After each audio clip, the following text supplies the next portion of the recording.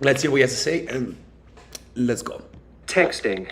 We're going to do a video on texting. People think of texting as this silly, superficial subject, but I actually think that there are a lot of mistakes that are made in texting that prevent people from getting the relationship they want. So I'd like to treat it with a little more seriousness, I suppose, today.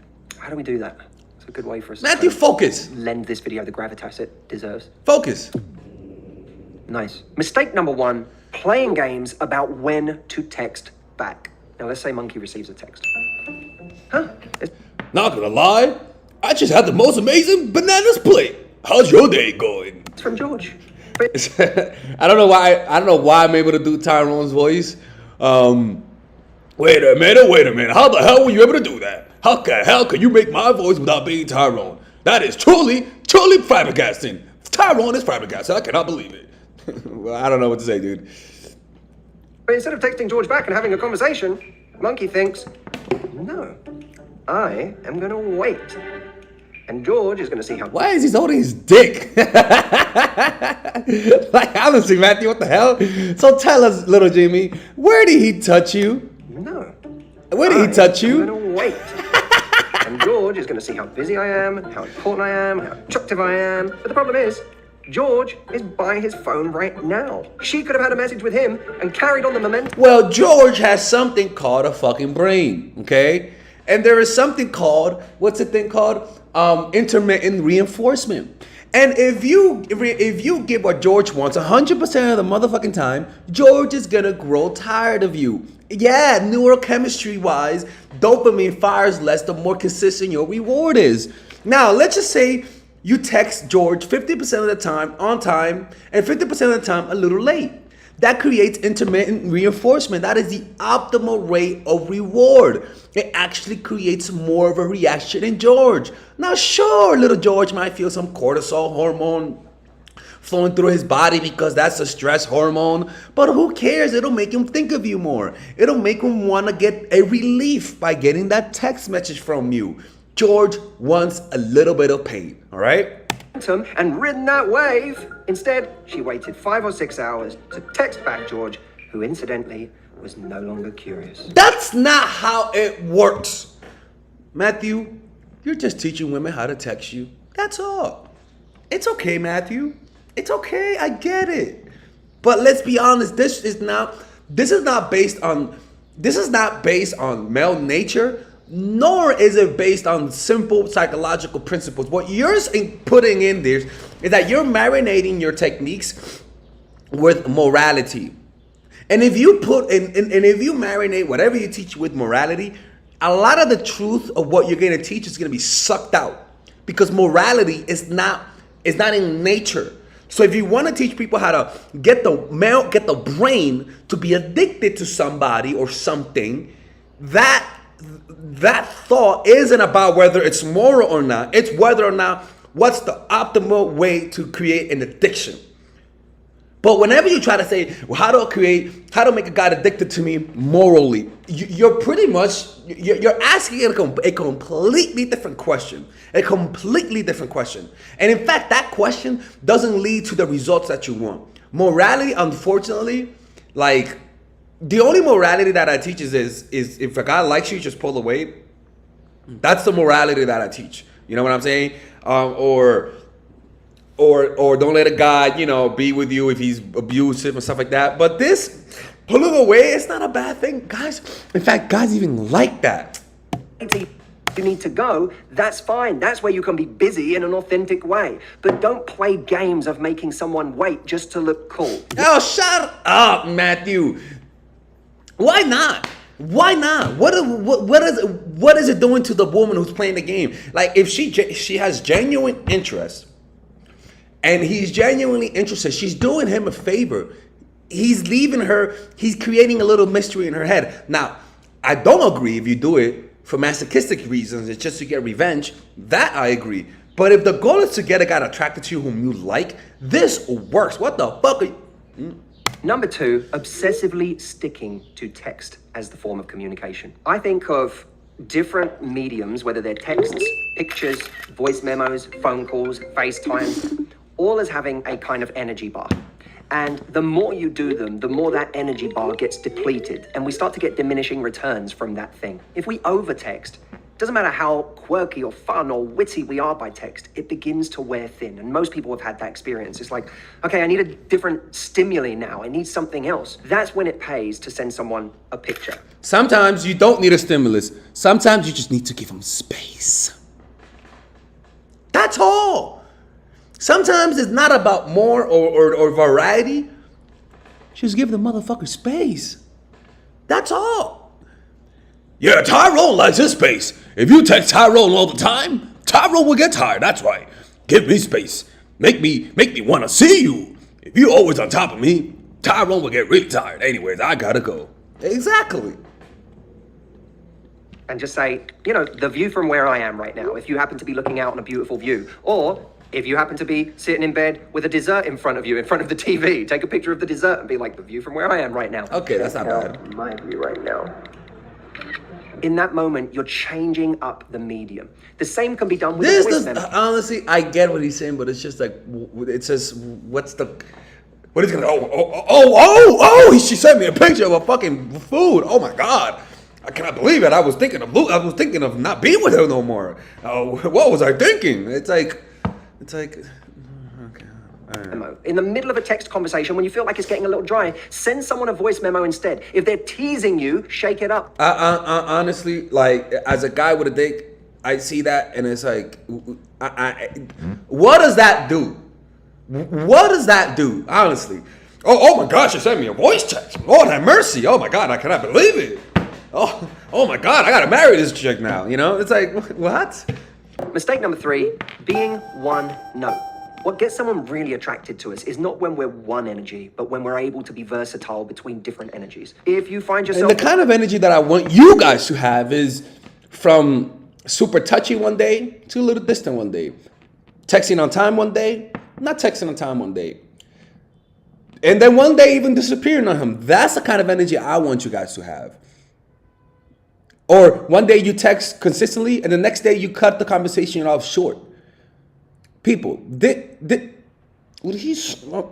swear, I bet I know what he's gonna say. He's gonna be like, let's see what he says. Always being very polite and sweet. Today, be a little bossy. Say to someone, are you gonna call me tonight or what? If you find yourself sending lots of nice, friendly messages to someone, amp up the sexual tension today. Tell him, you look really hot in that picture you posted today.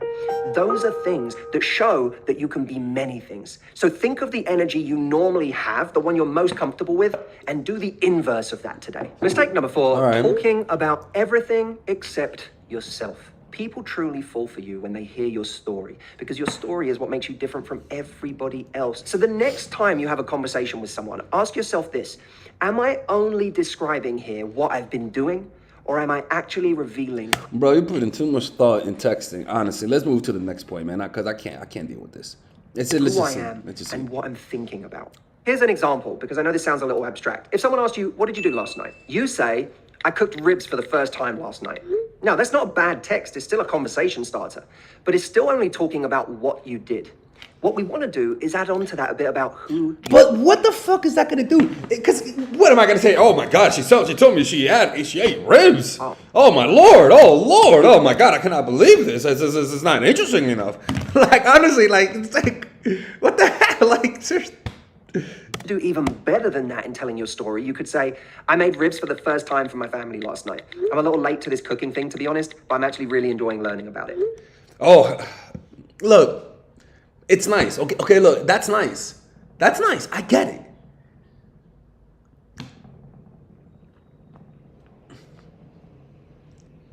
Oh my God, she said that. I gotta marry her now. Like it's like, okay, all right, that's cute. Like, I'm so confused here, man. Honestly, I really am. I'm like, how is a dick supposed to react to that? Oh my God, it's first time? Now someone sees a hint of vulnerability, what you're learning about right now, and how you feel about it. And that's true, right? If you actually, what's funny is that a good texting thing to do is actually show weakness. Just say, hey, how you doing? And you just said, not much. I'm a little down today, but I'm hanging on. That actually gets a guy emotionally engaged. You're like, oh shit, you know, what's going on? Tell me what's going on. That's good. That's actually good. That's actually, in fact, that actually gets a guy emotionally engaged. Or something you can say, hey, how you doing? You can just say, no, not much. Just I'm about to go see my personal trainer, Tyrone. Yeah, and that kind of stuff, right? But that elicits envy. And the other one that I told you, that elicits a desire to help you. In fact, I'm gonna put that shit on, man. I'm gonna make my own video next time. Let me see, 1 second. Mistake number 5, being too passive. Almost everybody has had the experience of something moving way too slowly, of someone who keeps drifting back and forth, giving you kind of mixed signals. They're not asking you out, but they do keep reaching out by text. You don't know where it's going. It feels totally ambiguous. This is where I like to apply what I call gracious impatience, which means warmly, politely being more upfront about what you actually want. So let's say Monkey wants to progress things with George. Now, they've been texting back and forth for a few weeks, but it seems like the momentum isn't carrying them to the next. Calm down, Alexis. Calm down. I see yourself getting angry. Pick up the phone. Here I am, just texting away. What am I going to text myself into an early, shallow monkey grave? Sorry. Well, the passive response would be to be texting George and to be like, yes, like, I think that is true as well, George. Bye, George. We'll do the same thing again tomorrow. Or Monkey can be graciously impatient. The next time George messages her, she can say, yeah, that's a real funny joke, George. You're a real funny guy there. So anyway, mister, are you actually going to ask me out, or can I just expect to house your week for the rest of the All right, that's it. We're done with this shit, man. Honestly, we're done with this. We're done. We're done. We're done. We're done. We're done. We're done. We're done. Honestly, we're done. Matthew is out of control. Honest to God, like this shit, I don't know what the hell is coming up with all of this. I don't know if he's reading. I don't know if he's paying attention to his life. I don't know. I don't know what the hell he's coming up with this kind of stuff. Have mercy, Lord. Jesus Christ, this guy's out of control. People, this is some ridiculous advice. I'm sorry. I'm sorry, Matthew. I bet you are a great person. I bet you have good intentions, but what you're teaching is to be quite frank, I have no words, man. If I say what I think, I'm just gonna sound super fucking mean, man. Honestly, you know what, man? This is Alex, your toxic dating coach, man. All right, ladies and gentlemen, if you guys ever want to learn how to use your feminine energy to influence people, learn how to use your masculine energy to become more assertive, and also learn how to blend both energies to improve your dating life, your spiritual life, honestly, your relationship life, your family life, your career life, this is the course for you. If I had to make a course for my nieces, I have 2 nieces, one is 19 and one is 15. 16. Holy shit. Oh my God, he's a bad fucking uncle. He's a bad uncle. Get him. Shut up, Melissa. You should get this course, right? And this is the course that I will make for them. So, for example, watch the curriculum, right? In the first week, we're going to be showing you how to establish a strong masculine foundation without letting it hurt your feminine energy. This masculine foundation is a source of who you are, right? It's your bodyguard. Without this, whatever feminine energy you create will be destroyed by the outside, because your masculine is your shield. So we'll talk about goal setting. We'll talk about how to develop a serious attitude. We're going to be talking about how to use more logic, how to use more goal-oriented behavior. It's more how to be a man. Now the next one is how to embrace the feminine energy, right? This one would teach you about how to minimize excessive masculine traits, developing self-awareness, healing abundant feminine energy, regulating your emotion, mastering voice qualities and facial expressions, surrendering control, and allowing pain to be felt. This is honestly, this will supercharge, like Kaioken, your masculine energy. After that, we have femininity in the workplace, and how to be feminine in the workplace without letting people take advantage of you, and the nuances of how women on power should behave versus women who are subordinates in the workplace, and even the dress code. This is based on psychology, people. It's kind of insane. I'm actually excited about this one. The next week, we talk about navigating the labyrinth of male and female friendship, and this a lot of women find confusing, so we talk about that. And how to identify envious friends, how to identify the good friends, how to keep male friends, and how to keep female friends. Week 5, we talk about how to release the burden of the past and stop and destroy mental projections. This is actually really powerful. And then week 6, we talk about how to increase your observational power so that you could read people better. And we have a bunch of bonuses. The course starts at $99, and you guys can pre-order the course today at $69 before it goes out. If you're watching this, most likely I'm in the meditation retreat, so most likely I will be praying for all of you guys. And just click on the description down below of the video. Right there, you'll see it, and you could pre-order that course. It's gonna be out by the end of next month or the beginning of February of March. One of the two people, because I have a 10-day retreat to do, and I want to finish the course after the retreat, because I think the ideas are gonna be so much better. All right, man. I'll see you guys later. Pre-order, man. Oh, I'm closing the channel.